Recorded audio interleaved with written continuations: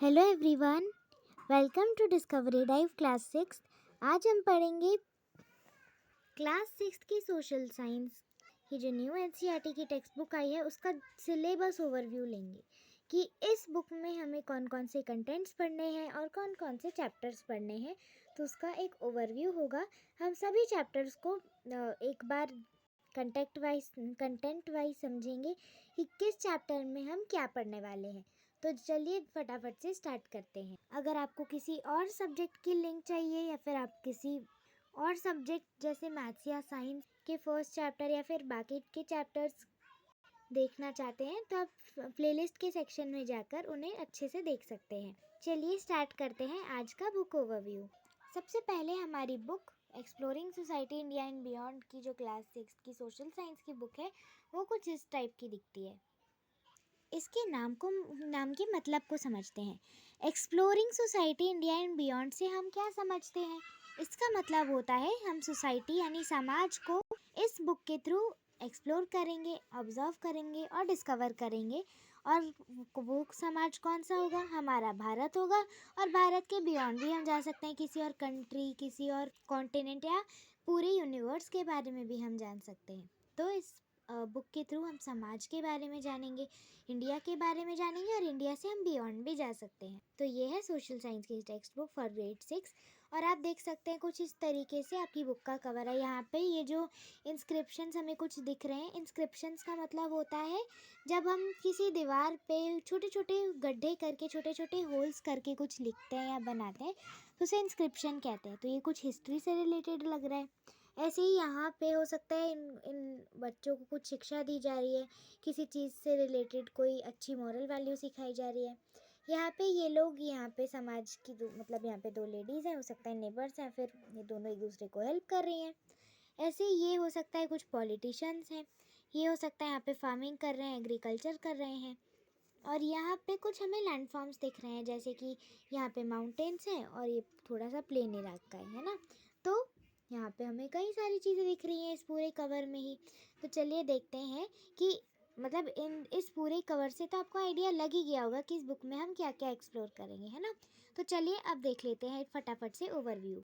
Chapter शुरू करने मतलब सिलेबस ओवरव्यू शुरू करने से पहले आपकी बुक में एक थॉट गिवन है इंडेक्स के जस्ट बाद ही। तो चलिए उसे एक बार देख लेते हैं।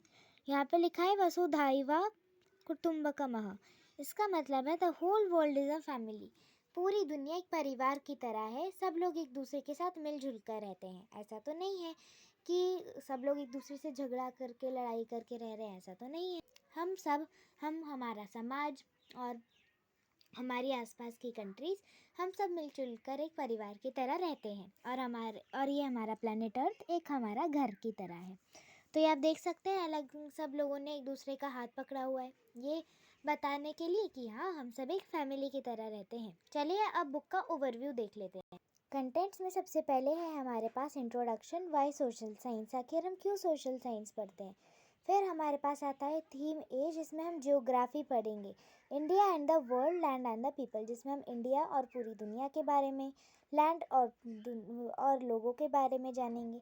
तो जियोग्राफी में हम सब यही डिस्कवर करने वाले हैं। जियोग्राफी का मतलब ही यही होता है कि हम अर्थ की स्टडी करते हैं और अर्थ के नेचुरल फीचर्स जो कि हमें नेचर, कुदरत से मिलते हैं, उनके बारे में जब हम स्टडी करते हैं। तो यहाँ पे सारे जियोग्राफी से रिलेटेड चैप्टर्स होंगे।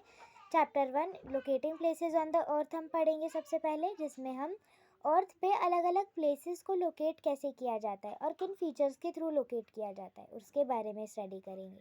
फिर chapter number 2 oceans and continents में हम पढ़ेंगे कि ओशियंस क्या होते हैं, कॉन्टिनेंट्स क्या होते हैं और ये हमारे लिए इम्पॉर्टेंट कैसे हैं।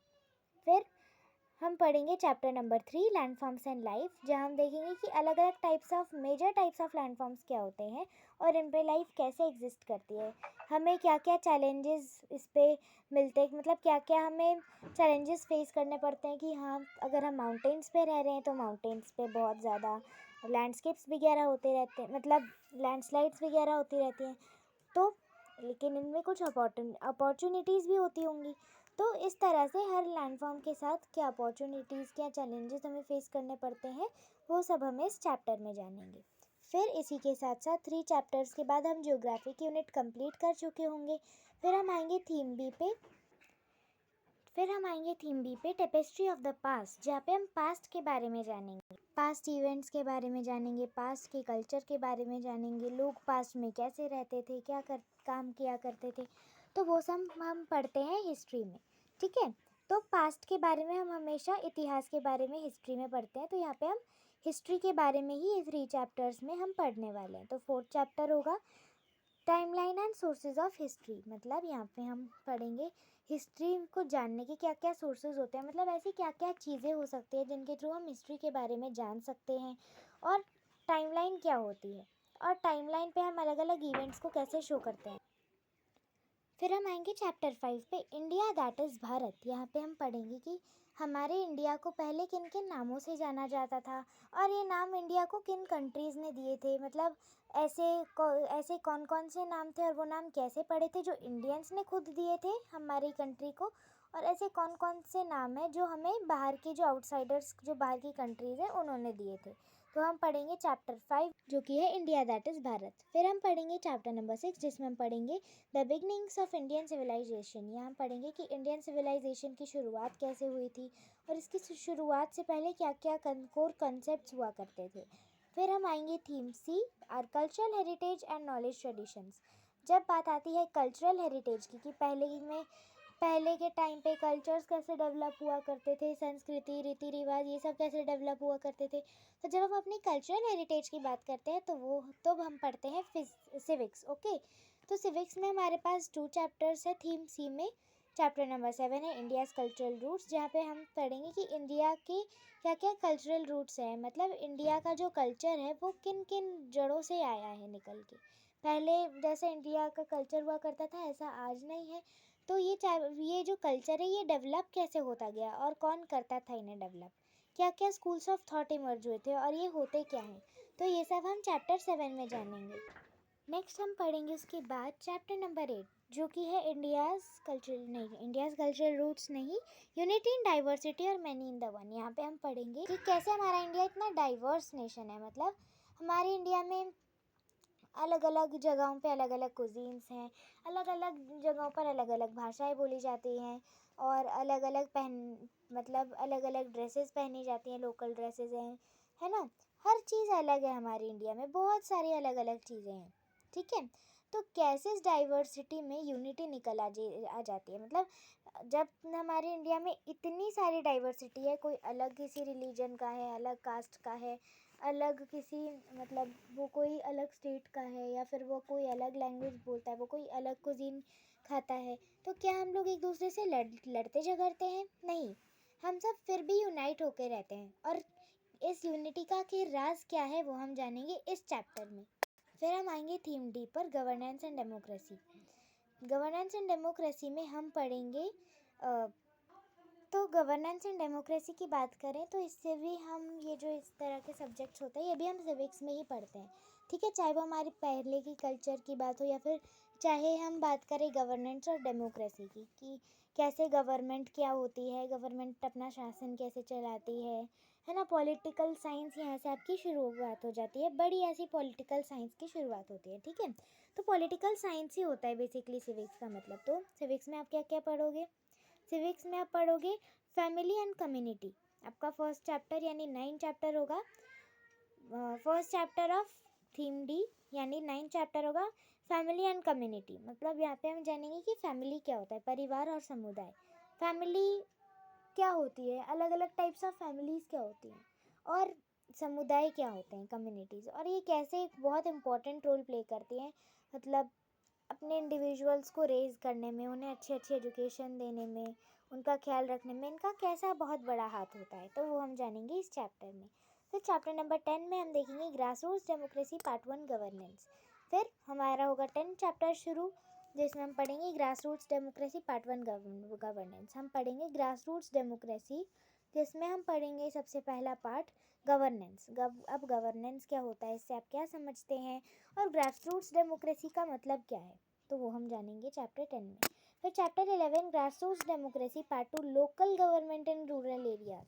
इसमें हम जानेंगे कि लोकल गवर्नमेंट क्या होती है ग्रास रूट्स डेमोक्रेसी में, और ये हम रूरल एरियाज़ में कैसे लोकल गवर्नमेंट्स आती है और ये क्या फैसिलिटीज़ देती है रूरल एरिया के लोगों को। ठीक है, रूरल एरिया मतलब गाँव। ठीक है, गाँव या फिर विलेजेस की, छोटे छोटे विलेजेस की अगर बात की जाए तो विलेज के एरियाज़ में कैसे लोकल गवर्नमेंट अपना काम करती है। फिर chapter number 12 grass roots democracy part 3 local government in urban areas में हम देखेंगे कि अब जब लोकल गवर्नमेंट पहले तो गांव के एरियाज़ में थी, अब जब शहरी इलाके में आ गई, शहर वाले एरिया में आ गई, तो वहाँ पे लोकल गवर्नमेंट अपना शासन कैसे चलाती है, तो वो हम इसमें पढ़ेंगे। फिर हमारी ये थीम एंड हो जाएगी, हम आएंगे थीम नंबर ई। थीम ई में इकोनॉमिक लाइफ अराउंड अस, यहाँ से हमारी इकोनॉमिक्स स्टार्ट हो जाएगी। इकोनॉमिक्स में जो हमारा 14 चैप्टर है the value of work, chapter number 13 the value of work में हम पढ़ेंगे कि काम की कीमत क्या होती है और अलग अलग टाइप्स ऑफ मतलब एक्टिविटीज़ क्या होती हैं। तो 2 टाइप्स ऑफ मेजर एक्टिविटीज़ के हम जानेंगे कि के बारे में हम जानेंगे कि ऐसी एक्टिविटीज़ जिसमें मनी इन्वॉल्व होता है, जिसमें हम जिस एक्टिविटी को परफॉर्म करने से हमें पैसे मिलते हैं वो क्या हैं, और ऐसी एक्टिविटीज़ जिसे हम परफॉर्म करते हैं पर उसके बदले हमें पैसे नहीं मिलता, वो हम फीलिंग्स जनरेट करने के लिए करते हैं, प्यार के पर्पज़ से, लव केयर की पर्पज़ से, तो इन सब पर्पज़ से हम करते हैं, तो वो क्या एक्टिविटीज़ होती है और इनके ही बारे में हम बस चैप्टर नंबर 13 में जानेंगे। और इकोनॉमिक एक्टिविटीज़ और नॉन इकोनॉमिक एक्टिविटीज़ मतलब ये दोनों क्या है और ये कैसे हमारी लाइफ्स में एक इम्पॉर्टेंट रोल प्ले करती है, वो हम चैप्टर नंबर 13 में जानेंगे। फिर chapter number 14 economic activities around us, जब हम चैप्टर नंबर 13 समझ लेंगे, उसमें जो इकोनॉमिक एक्टिविटीज़ है वो समझ लेंगे, फिर हम चैप्टर नंबर 14 में इसी के बारे में बात होगी कि हमारे आसपास लोग कैसे काम करते हैं जिनके बदले उनको पैसे मिलते हैं, क्या क्या अलग अलग तरह की इकोनॉमिक एक्टिविटीज़ इन्वॉल्व होती है।